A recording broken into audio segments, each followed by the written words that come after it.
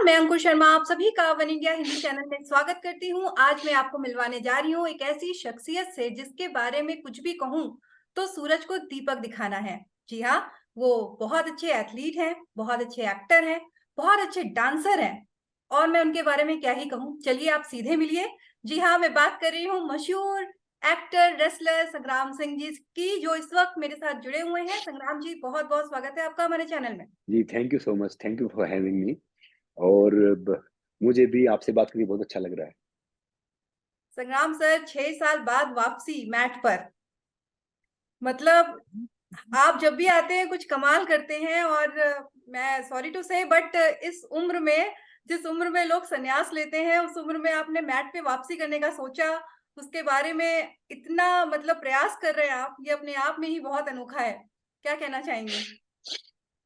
जी, देखिए मैं 6 साल बाद नो डाउट मैं वापसी कर रहा हूँ, रिटर्न कर रहा हूँ मैट पे। तो मेरा मानना है कि रेसलिंग एक जेंटलमैन का खेल है और काफ़ी उससे रेसलिंग बहुत फेमस है आजकल। कोई किसी कारण से, कोई किसी कारण से। बाकी क्या है कि सबने मैं तो एक बहुत छोटा-सा रेसलर हूँ। सबने बहुत कुछ किया है इसको यहाँ तक पहुँचाने के लिए। तो मेरा ये मानना है कि मैं अब जब इस एज में वापसी करता हूँ, तो 50-100 जो थोड़े से समझदार है, ज़्यादा बुद्धिजीवी वो ट्रोल कर लेंगे।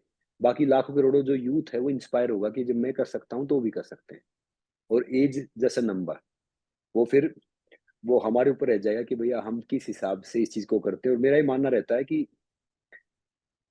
इंसान कभी बूढ़ा नहीं होता।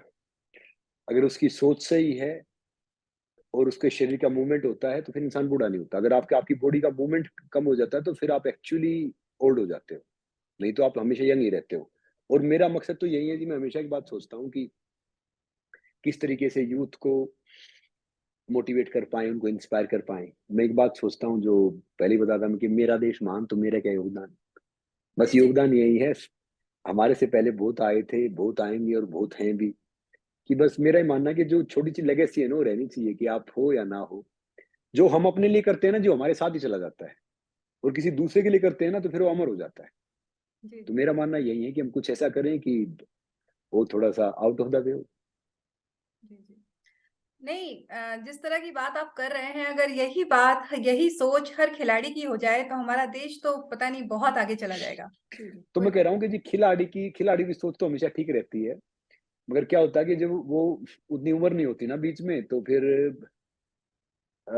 वो हम इतने समझदार नहीं होते। कोई आता है, कोई हमें बहका देता है, कोई किसी हिसाब से वो कर देता है। तो फिर खिलाड़ी क्या होता है कि वो होता तो भोला ही है, जी, जी। मगर वो फिर वो अगर चालाक भी बनता है ना, दिख जाता है कि भैया चालाकी कर रहा है, बन रहा है। तो वो उस उम्र में पता नहीं होता यूथ को कि भाई किस दिशा में जाना है। फिर वो हमारी एनर्जी, हमारी फोर्स बढ़ जाती है। हमें लगता है कि भैया जो ये बात कह रहे हैं ना, वो हमारे हमारे फ़ायदे की बात कर रहे हैं, जो अच्छी बात कर रहे हैं ना, वो हमारे दुश्मन हैं, वो जी, है जी। नहीं। तो ये एज मेरे में भी थी, ये सब में थी। तो अभी हम समझदार हो रहे हैं, ठोकर खाकर ठाकुर बनने की कोशिश कर रहे हैं। ठाकुर यानी कृष्ण जी। तो सारी चीज़ वही है जी। तो बाकी क्या क्या है कि आजकल तो खिलाड़ी बहुत फैसिलिटी हैं, बहुत उनमें टैलेंट है, बहुत उनमें क्रिएटिविटी है। तो हमारे टाइम पे तो हम सोचते थे बस इंडिया रिप्रेजेंट कर लो तो भैया नौकरी मिल जाएगी, बहुत बड़ी बात है इंडिया के लिए खेलना। अब आजकल जी, इन सब की सोच ये है कि भैया ओलंपिक में जाना है, मेडल जीतना है, जो बहुत कमेंडेबल है। और मेरा ये मानना है कि मैं इनको देख के बहुत इंस्पायर होता हूँ, नए बच्चों का जो क्रिएटिविटी लेवल है। जी, जी। अभी आपने कहा ना खिलाड़ी तो भोला होता है, चालाकी जानता नहीं है। तो अभी कुछ खिलाड़ी गण हमारे आपके राज्य के, इन्होंने बड़ा गुस्सा दिखाया है भाई और मेडल तक वापस कर दिया। तो ये बच्चे कहाँ भ्रमित हैं? देखिए जी, जो अब मैं बताऊँ कि जो आप रेसलिंग की बात कर रहे हैं, तो मैं रेसलिंग फेडरेशन ऑफ इंडिया का मुझे मौका मिला था पहला ब्रांड एम्बेसडर बनने का जी, जी। और उनका स्पीकर बनने का। जी, तो जी। मैंने ब्रजभूषण जी के साथ भी काम किया। जी, जी। उस टाइम अच्छे थे। और जैसे साक्षी है, बजरंग है, विनेश है, छोटे बहन-भाई हैं। जी, तो जी। ये भी मेरे सामने आए, मैंने इनकी ग्रोथ देखी। तो मैं एक्चुअली उस फैक्ट के लिए उतना अवेयर नहीं हूँ कि जो भी गलत हुआ है, जो भी दोषी है उसको सज़ा मिलनी चाहिए। हाँ, कभी हमें लगता है कि भैया ये तरीका गलत है। कभी हो सकता है कि शायद उनको उनके हिसाब से तरीका गलत नहीं हो, हमारे जी, हिसाब जी। से गलत हो। क्योंकि जी क्या होता है कि उँगली एक ही रहती है। जी, किसी जी। को उसका वो हिस्सा दिखाई देता है, किसी को वो दिखाई देता है, किसी को वो दिखाई देता है। जी, तो जी। मेरा ये मानना है कि मैंने उस दिन भी एक बोला था सबको, जी। ये तो छोटे बहन-भाई हैं अपने, इनकी तो मैं सबकी आई रिस्पेक्ट एवरीवन। देखो मुझे कोई सही बोले, गलत बोले, बुरा बोले जी, मुझे फर्क नहीं पड़ता। मैं चाहता हूँ कि भैया मैं जैसा भी हूँ, छोटा मोटा हूँ, जैसे भी, मैं कहते हैं ना कि जो दिया होता है ना, दिया, जी जी उसकी दुश्मनी हवा से नहीं होती, हवा तो उसके वैसे ही खिलाफ हो जाती है, उसकी जी दुश्मनी जी अंधेरे से होती है, कि भैया उसको प्रकाश करना है। हवा तो उसके खिलाफ खाम खा हो जाती है। तो मैं हमेशा सबके लिए अच्छा सोचता हूँ, चाहे मेरे छोटे बहन भाई हैं, चाहे वो इवन फेडरेशन है, चाहे दूसरा है, चाहे तीसरा है, जो जो गलत है, जो दोषी है, उसको सजा मिलनी चाहिए। बाकी मेरे हिसाब से हर चीज का निपटारा, घर की बात घर में निपटाई जाए ना, बैठ के शांति से, तो वो अच्छी होती है। तो अगर यही तो हम वो नहीं समझ घर रहा है ना, यही तो वो नहीं समझ रहा है। अच्छा आप ठीक है, गुस्सा अपनी जगह अब वाजिब है, उनकी शिकायत अपनी जगह वाजिब है, और कहने का अधिकार भी है, लोकतंत्र है, अपनी बात कहिए आप। लेकिन जिस तरह से मेडल को वापस कर देना, चौराहे पे रख देना, नारेबाजी करना, ये नहीं लगता कि ये भी कहीं ना कहीं किसी राजनीति के शिकार हो रहे हैं ये लोग? जी, जी, देखिए, वो मैं ये तो कह रहा हूँ ना कि अभी वो छोटे बहन-भाई हैं, छोटी उम्र है उनकी, मतलब अभी उतने समझदार नहीं हैं। जब वो जब वो समझदार हो जाएँगे, और उनको समझ आएगी कि भैया जो हम कह रहे हैं वो ठीक है, बाकी उनके हिसाब से समझदार हैं। तो जी मैं ये नहीं कहूँगा कि वो गलत है या कोई दूसरा सही है, मगर वे ऑफ प्रोटेस्ट है, वो थोड़ा डिफरेंट होना चाहिए। वो मेरे हिसाब से एक ऐसा होना चाहिए कि जिसमें जिसमें ऐसी चीज़ हो कि जिसमें वन ऑफ द सॉल्यूशन हो जाए। जी समझे नहीं जी? क्योंकि क्योंकि मैं भी मतलब ऐसा हूँ कि मैं किसी भी साइड में बोल नहीं सकता, क्योंकि मैं एक्चुअली पूरी स्टोरी को जानता नहीं, और मैं जानता हूँ तभी मैं बोलूँगा, तो एक साइड से तो मैं बुरा ही बनूँगा जी, समझ रहे हो ना? कि यहाँ या वहाँ, मगर मेरा ही मानना है कि हम सबको कलेक्टिव होके देश के लिए काम करना चाहिए। मैं तो बहुत इन्होंने बहुत सबने बहुत नाम किया है, बहुत इंस्पिरेशन है, तो उनको इंस्पिरेशन की तरह काम करना चाहिए मेरे हिसाब से। जी और मुझे लगता है कि अभी इन सब में भी बहुत रेसलिंग बाकी है। उनको मेहनत करनी चाहिए, प्रैक्टिस करनी चाहिए, और देश के लिए फिर से सम्मान जीतना चाहिए। जी और जो रही बात राजनीति वाले तो आ जाएंगे जी, कल नहीं है। वो आज आपके साथ ऐसे दिखाएंगे, आपके बहुत खास हैं, बहुत वो हैं, और फिर आपको इस्तेमाल करेंगे, वो चले जाएंगे। आगे फिर कौन आएगा? जी, समझे ना आपने भी जी? ब्रिजभूषण शरण सिंह के साथ काम किया है, आप फेडरेशन के पहले ब्रांड जी, एम्बेसडर थे। तो जिस जी। तरह से आरोप उनके ऊपर लगे भई, मैं उस आरोप की बात नहीं करना चाहती हूँ, मैं उनके व्यवहार की बात करना चाहती हूँ, क्योंकि लोगों ने उनके व्यवहार पे उँगली उठाई है। आपके साथ देखिए कभी जी, ऐसा देखिए, कुछ? देखिए, मैं एक बात बताऊँ, देखिए, जो आरोप लगे उसका मुझे भी नहीं पता कि क्या है, क्या उसमें सच्चाई है। मगर मेरा जितना इंटरेक्शन हुआ, वो तो ही वाज़ नाइस। मतलब मेरे साथ कभी कोई ऐसा था नहीं जी, उनका जो व्यवहार था वो बहुत बहुत सौम्य था, बहुत अच्छा था। जी, अब जी। मैं ये कैसे बोल दूँ कि भई मेरे साथ गलत थे? और दूसरे छोटे बहन-भाई हैं, इनको मैंने देखा है, इन्होंने बहुत मेहनत की है, और ये मेहनत करके ये यहाँ तक पहुँचे हैं। इन्होंने भी बहुत मेहनत की और मेहनत करके यहाँ पे पहुँचे हैं। तो जी, मैं जी। इनके लिए भी कैसे कह दूँ कि ये गलत है? जी। तो मेरी तो वो हो गया कि मतलब मैं तो पूरा अवेयर नहीं उस चीज़ के लिए, क्योंकि अभी मेरा एमेच्योर रेसलिंग से बहुत कई सालों से कनेक्ट नहीं है। जी, जी। फिर मैं अपने उसमें काम में बिज़ी रहता हूँ, और दूसरा क्या है कि मैं तो बहुत कट्टर देशभक्त हूँ जी। जी, जी। मैं तो जो भी बात सोचता हूँ, तो मैं देश के लिए सोचता हूँ, ना पर्सनली देखता, ना मैं स्वार्थ देखता, ना मैं कोई चीज़ देखता। कोई मुझे बोलेगा कि भाई मैं ये दे दूँगा और मैं ये कर दूँगा, मैं उसको वो कर देता हूँ। ना मुझे कोई चुनाव लड़ना जी, ना मुझे कोई बाकी चीज़ चाहिए, ना मुझे कोई पद चाहिए, ना कोई प्रतिष्ठा चाहिए। समझ रहे हो ना जी? वो कहते हैं ना कि ना ना अपमान का भय और ना सम्मान का मोह। तो आजकल तो वो सिचुएशन हो गई है। क्योंकि देश है तो हम है ना जी, बाकी तो सरकारें आएँगी, सरकारें जाएँगी, देश तो यही रहेगा। जी, बात तो तो आपने इसलिए मैं बिल्कुल सबको सही बोलता कही हूँ कि कि अपमान का भय और सम्मान का मोह नहीं होना चाहिए। चलिए आपके करियर की बात करते हैं, और इन दिनों आप अपनी एक फ़िल्म को लेकर भी बहुत चर्चित हैं। जी, जी, मैंने एक बहुत खूबसूरत एक फ़िल्म की है, जी। उड़ान ज़िंदगी की। तो ये बहुत इंस्पायर करेगी। एक फ़ादर और सन की कहानी है, जी, जी। जो इसमें मेरे फ़ादर साहब वो बने हैं जो सलमान खान साहब के फ़ादर थे सुल्तान में। तो ये मुझे लगता है कि ये बहुत एक इमोशनल है, इसमें एंटरटेनमेंट है, एक्शन है, सारी चीज़ है। जी, जी। तो ये कहानी जहाँ पे भी जाएगी, तो जो भी देखेगा वो इससे कुछ इंस्पायर होगा। जी, और जी। मैं ये फ़िल्म करते हुए मुझे ऐसा लग रहा था कि भैया कुछ तो मैं अपनी ज़िंदगी जी रहा हूँ। ऐसी बातें हैं सोशल मीडिया पे कि क्रिकेटर बनने की इच्छा थी, क्योंकि जो ज़माना आपने खेलना शुरू करा, वो उस समय क्रिकेट की ही बादशाहत थी, और वैसे भी आज मतलब आज तो बहुत सारे गेम में लोग आ रहे हैं, क्योंकि फैसिलिटीज़ हो गई हैं, लोगों को नहीं बहुत जी, मौके मिलने लग गए हैं। तो जी, कहीं जब न हम कहीं खेलते थे लिखा ना हुआ वो था कि संग्राम जी अगर क्रिकेट का बल्ला नहीं फोड़ पाए, इसलिए स्क्रीन पे क्रिकेटर का रोल करना चाहते हैं। जी, मैंने एक फ़िल्म में मैंने कोशिश की थी कि मैं मतलब उसमें एक फेल्ड हॉकी टीम कैप्टन बना हूँ, जो क्रिकेट से हिट करता है, फिर बाद में क्रिकेट के लिए बच्चों को जिताने के लिए अपना सब कुछ दाव पे लगा देता है। तो वो भी अभी मेकिंग में है, वो दूसरा प्रोजेक्ट है। तो मेरा ही मानना है कि जी गेम कोई भी है, क्रिकेट है, रेसलिंग है, सब बहुत खूबसूरत है। और आज तो सारी सुविधाएं हैं हमारे पास। पहले क्या होता था कि हम जब खेलते थे ना, कि टी शर्ट मिल जाओ या कुछ मिल जाओ, तो ऐसा लगता था कि भैया टी शर्ट तो मिल गई, तो सर्दियों में पहन लेंगे, ये कर लेंगे। आजकल के बच्चों को तो जी बहुत ढेर सारी चीजें हैं। तो मैं एक बात हमेशा बोलता हूँ कि आजकल कोई भी थोड़ा सा कर ले तो 100 करोड़ का इंसान हो जाता है। कहीं मेडल आ जाए, फिर ऊपर से बड़ा पोस्ट मिल जाता है। तो मैं कह रहा हूँ कि 5-7 साल उम्र है, इसमें फोकस रहे कि अगर हम अपना काम कर जाएंगे तो एक लेगेसी छूट जाएगी। और इसमें अगर हम भटक गए तो जी फिर वो कहते हैं ना कि आधी आधी चीज आधी रह जाएगी। मैं भी अपनी जिंदगी में चाहता था ओलंपिक में जाऊं, मगर lack of finance, lack of guidance, lack of circumstance नहीं कर पाया।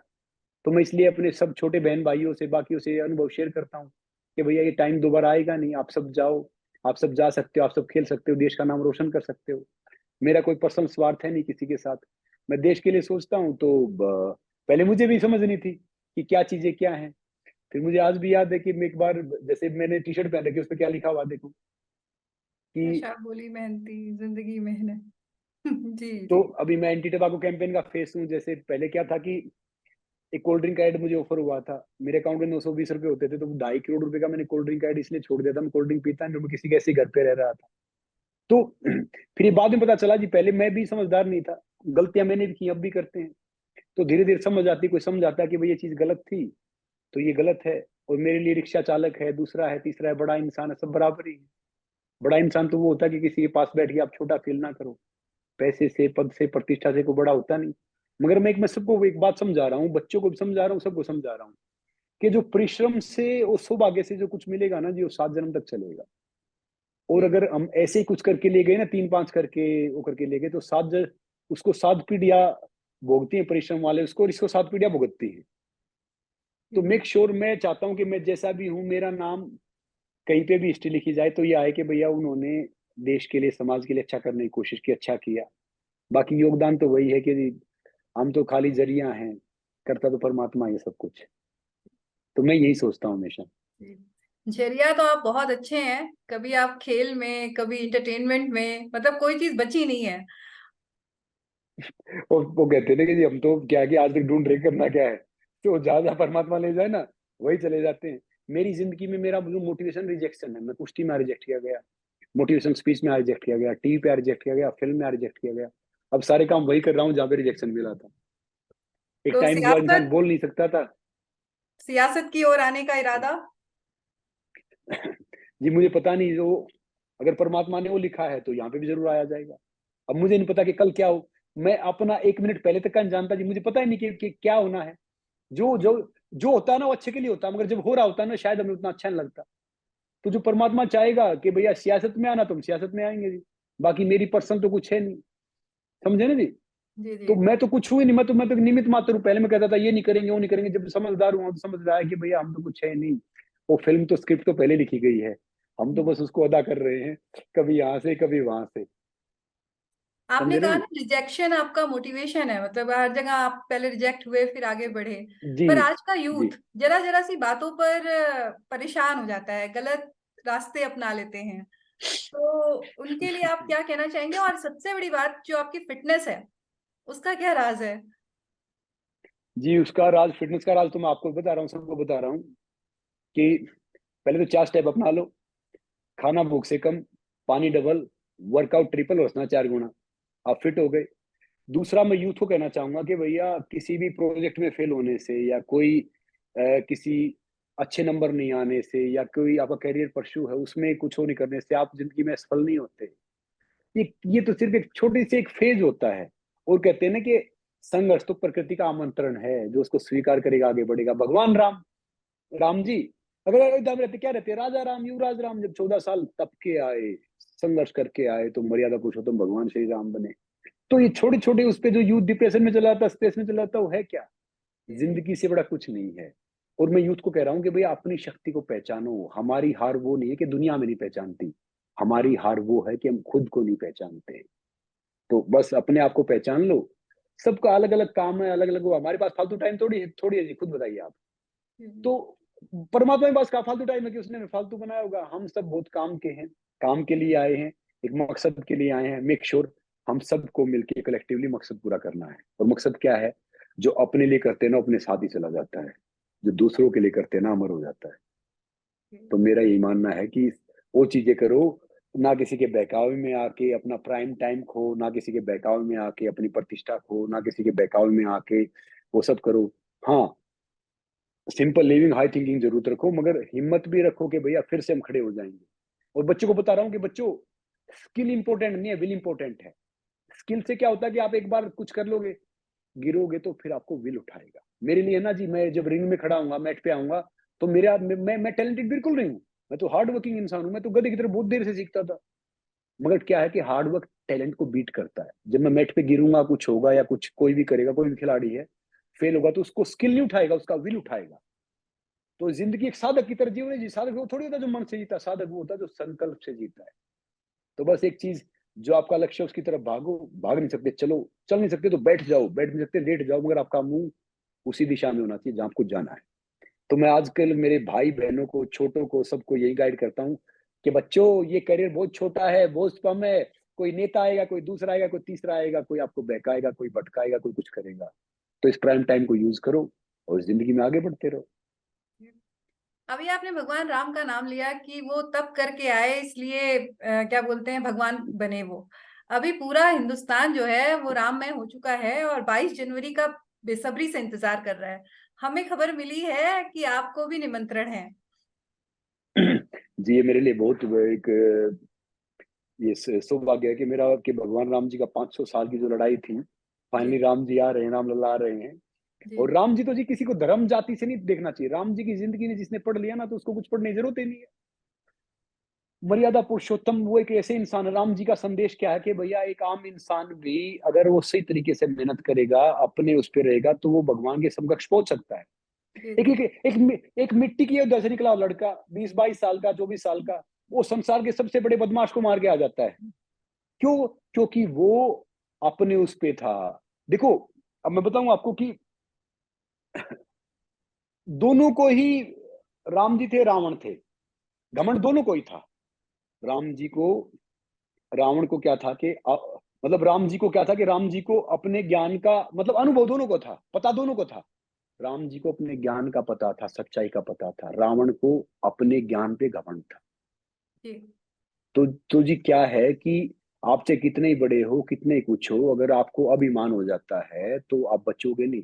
तो राम जी की जिंदगी सीखना चाहिए कि भैया जिंदगी में मेहनत करो, सच्चाई के रास्ते पे रहो, और हमेशा अपने चरित्र के लिए अच्छे रहो। क्योंकि पहले राम जी के खानदान में उसके उसके फादर साहब ने 3 शादियां हो रखी थी। तो जी सीता माता आई तो उन्होंने पूछा कि भैया आप तो कोई दूसरी शादी कर लोगे तो आप मुझसे प्रेम करोगे? तो राम जी ने बोला ऐसा होगा नहीं। तो उन्होंने एक प्रतिज्ञा ली थी कि भैया मैं कभी दूसरी शादी करूंगा नहीं। तो कहते हैं ना, रघुकुल रीत सदा चली आए, प्राण जाए पर वचन ना जाए। तो फिर वो लक्ष्मण ने भी वैसा ही किया। तो राम जी तब से मर्यादा पुरुषोत्तम भगवान राम बने। और वो, उन्होंने एक बात बोली थी कि भैया सच्चाई परेशान हो सकती है, पराजित नहीं। तो राम जी की जिंदगी तो मैं इतनी पढ़ता हूँ जी, मतलब 3 रात हो जाएंगी अगर मैं राम जी के बारे में बताऊंगा। मुझे मौका मिलता है, मैं IIT IIM से लेके हार्वर्ड तक जाता हूँ, जी बच्चों को सिखाता हूँ हाउ टू लिव लाइफ। तो जब आप राम जी देखो, भगवान कृष्ण जी की जिंदगी मोटिवेशनल थी, उन्होंने ज्ञान दिया, उन्होंने काफी चीजें की। राम जी की जिंदगी इंस्पिरेशनल थी। तो वो पग पग पे उन्होंने हर हर स्ट्रगल को सहा है, पग पग पे उन्होंने जिंदगी को जिया है, पग पग पे उन्होंने प्रूव किया है कि राम, कहते हैं ना कि राम बन गए तो बन गए। तो जिंदगी में जब भी कोई संघर्ष आएगा, कुछ भी आएगा, संघर्ष तो जी प्रकृति का आमंत्रण होता है, जो स्वीकार करेगा आगे बढ़ेगा। तो राम जी से हमें सीखना चाहिए कि जिंदगी में जब भी मुश्किल आए, संघर्ष आए, दिक्कतें आए, तो भैया गिव अप नहीं करना चाहिए, ये सब नहीं करना चाहिए। तो भगवान राम हमें सिखाते हैं। जी जी। अभी आपने बोला सीता मैया की वजह से, जब उन्होंने सवाल किया राम जी ने, तो उन्होंने ये प्रतिज्ञा ली। अब मैं आपकी सीता मैया, आपकी अर्धांगिनी हम्म, पायल मैम के बारे में बात करना चाहूंगी कि भाई आफ्टर हम्म। लाइफ संग्राम सिंह में क्या परिवर्तन हुआ। देखो जी, मैं पायल जी से मिला था तो मैंने कई बात सीखी थी। देखो, हर इंसान में कोई ना कोई कमी होती है, कोई ना कोई फायदा होता है। मगर कपड़े कैसे पहनने हैं, पीना कैसे, जैसे पहले हम दूध पीता था, चाय कॉफी कुछ पियो तो हम आवाज करके पीते थे। तो वहां पता चला उनकी सारी फैमिली बहुत पढ़ी लिखी है। वो उनके उनके दादाजी टाइम्स ऑफ इंडिया के एडिटर थे पूरे इंडिया के 13 साल तक। उनके फादर आईआईटी कानपुर टॉपर हैं। वो पायल खुद गुजरात बोर्ड टॉपर इंजीनियर हैं, उनके ब्रदर इंजीनियर हैं, उनकी मदर टीचर थे। तो मेरे से कहते थे कि संग्राम थोड़ा पढ़ लेते तो अच्छा हो जाता। सारी फैमिली, अब परमात्मा ने थोड़ा सा ऐसा किया, जहाँ जहाँ पढ़े वहां पे मैं चीफ गेस्ट की स्पीच देता हूँ। तो मैं उनको बोलता हूँ मैं थोड़ा कम पढ़ देता, काम चल जाता। तो बाकी क्या कि इस दुनिया में बहुत कम इंसान होते हैं जो जैसे दिखते हैं वैसे होते हैं। जी तो जी। C is one of them देम। जो उसको करना होता है ना वो करती है। तो पायल है ना। तो मैं भी भैया जो करना है वो कर दे दो, जो चीज है वो करने दो। मगर क्या होता है कि जहाँ पे आपका लिखा होता है कि भैया ये चीज है, ये चीज होनी हो तो होके रहती है। बाकी जी अच्छा है। तो मैंने देखा कि उन्होंने मेरे मेरे कारण अपनी जिंदगी को यू टर्न चेंज कर दिया। पहले क्या जी। होता था कि आ, उनकी जिंदगी मेरे से शुरू होती मेरे को खत्म हो जाती है। तो मैं बहुत इनका बड़ी दोस्त बात हूँ है तो ना मैं, ये। हाँ बड़ी बात है जी, बड़ी बात है बिल्कुल। और ये इतना समर्पण शायद मैं नहीं कर पाऊंगा कि मेरी कभी तबीयत खराब हो जाती है तो दिन रात वो मेरे लिए केयर करते हैं। मैं शायद इतना नहीं कर पाऊंगा जितना वो कर रहे हैं। जी जी। तो she is one of the best. बात करते हैं बिग बॉस की, आजकल आप देख रहे हैं कि नहीं? मैं सच बताऊं जी, बिग बॉस मैंने कभी अपना ही नहीं देखा। मतलब मैं तो, बाकी तो मैं अब जिस सीजन में था ना वो भी नहीं देखा। मैं सोचा सारे दोस्त देखूंगा तो लगेगा बदमाश ने बोला, किसी ने वो बोला, किसी ने कहा। तो बाकी दुनिया बिग बॉस की तरह ही है, जो आप बोलते हो आपके सामने ही आ जाता है। जी जी। तो इसलिए लाइफ में हमेशा वैसे ही रहो कि जैसे आप हो। तो बिग बॉस भी अच्छा है। सलमान जी इसको होस्ट करते हैं, सलमान जी कई साल से इसको होस्ट कर रहे हैं, उनको अनुभव बहुत है। और मुझे लगता है कि उससे बेस्ट कोई होस्ट भी नहीं होगा। अब तो वो इतना है। बाकी उनसे मेरी कई बार बात होती है तो मस्ती वस्ती करते हैं हम खूब। एक बार उनके जन्मदिन पे मैं गया था तो मैंने उनको 5-6 केजी घी दिया, च्यवनप्राश दिया और एक एक ऊपर के ऊपर लेटर दिया। बाकी सब पी रहे थे, हम दूध पी रहा था। तो समथिंग कुछ डिफरेंट डिफरेंट चीजें होती है, जो देसी आदमी, हम भी देसी हैं। तो जी जी। बिग बॉस भी अच्छा है, शो अच्छा है। जो भी कंटेस्टेंट जाते हैं नए बच्चों को एक सलाह दूंगा कि भैया शो बहुत छोटा है, जिंदगी बहुत बड़ी है। कोई जी ऐसा काम ना करे कि जो आपकी ये शो आपकी जिंदगी को प्रभावित करे। कि जी। आप फेम पाने के चक्कर में या किसी चीज के चक्कर में कोई ऐसी हरकत ना करें कि जो हरकत आपको, आपके परिवार को या और किसी को, उसको वो हर्ट होता रहे। मतलब याद आए तो कुछ मैं देखता हूँ कि आजकल जो नए बच्चे जाते हैं वो जल्दी फेमस होने के लिए कुछ कुछ हरकतें करते हैं, कुछ चीजें करते हैं। बाकी जिंदगी सबकी अपनी है, क्या पता शायद ठीक हो, हम गलत हो, हमारी सोच थोड़ी सी पुरानी हो। मगर मेरा ही मानना है कि जो आपकी इमेज है ना आपकी उम्र से बड़ी होती है। जी। तो आपको काम वही करने चाहिए जो सही है। जाने अनजाने में गलती हो जाए तो कोई बात नहीं, गलती की तो इंसान सीखता है। मगर कोई ऐसी चीज नहीं करनी चाहिए। जैसे अब आजकल के बच्चे हैं वो बहुत जल्दी प्यार मोहब्बत कर लेते हैं, फिर बहुत जल्दी अलग हो जाते हैं, फिर बहुत जल्दी ढेर सारी चीजें करते हैं और उससे अलग हो जाते हैं। तो मैं कोई की बात बोलूंगा कि जिंदगी में आगे बहुत नॉर्मल चीजें हैं। ये नॉर्मल चीजें, एक एक फल अगर आप कच्चा खाओगे तो उसका कहाँ मजा आएगा जी। कच्चे फल में तो ना तो उसको कड़वा लगेगा, फल भी खराब हुआ, आप भी खराब हुए, आपका मुंह भी खराब हुआ। तो ये हर चीज का एक टाइम होता है।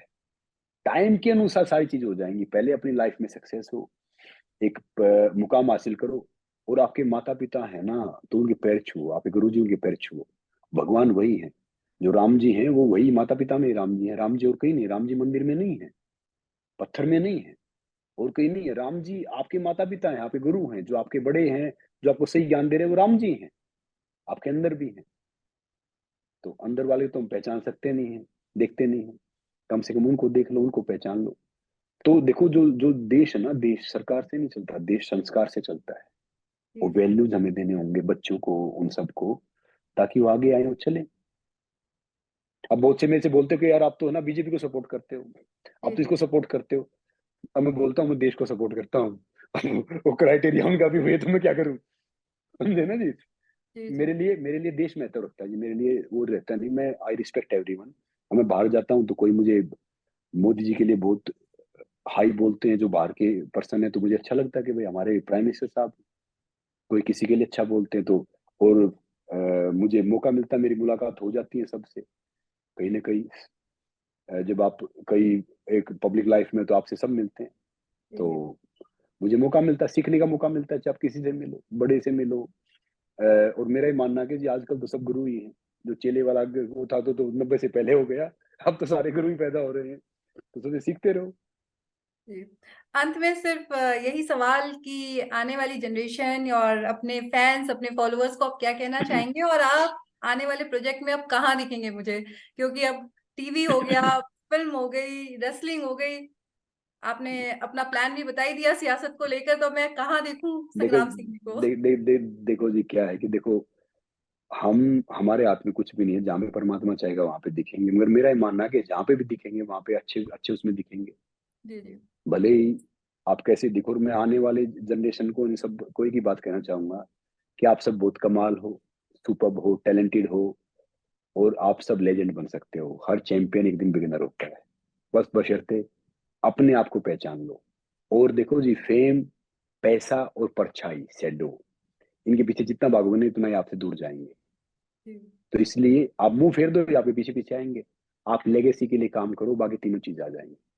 आप संबंध देखो, जिसने मेरे दादाजी मुझे एक अच्छी बात बोलते थे, भाई मुझे याद आ गई, बोल रहा हूँ। मेरे दादाजी ने मुझे एक बात बोली थी कि बेटा, जो पैसे का नुकसान है, नुकसान नहीं है। कोई आपके साथ इंसान है, अगर आपने उसको खो दिया ना, वो नुकसान है।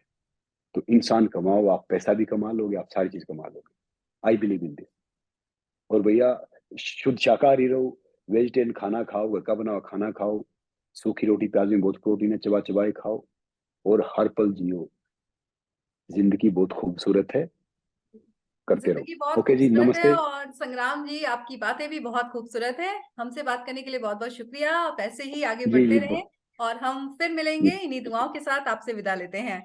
तो ये थे संग्राम जी जिनसे थैंक हमारी यू अंकुर जी, थैंक एक्सक्लूसिव यू सो मच बातचीत हो जी। रही थी। हम जल्द हाज़िर होंगे फिर एक नई हस्ती के साथ। तब तक आप लोग रखें अपना ख़्याल। नमस्कार।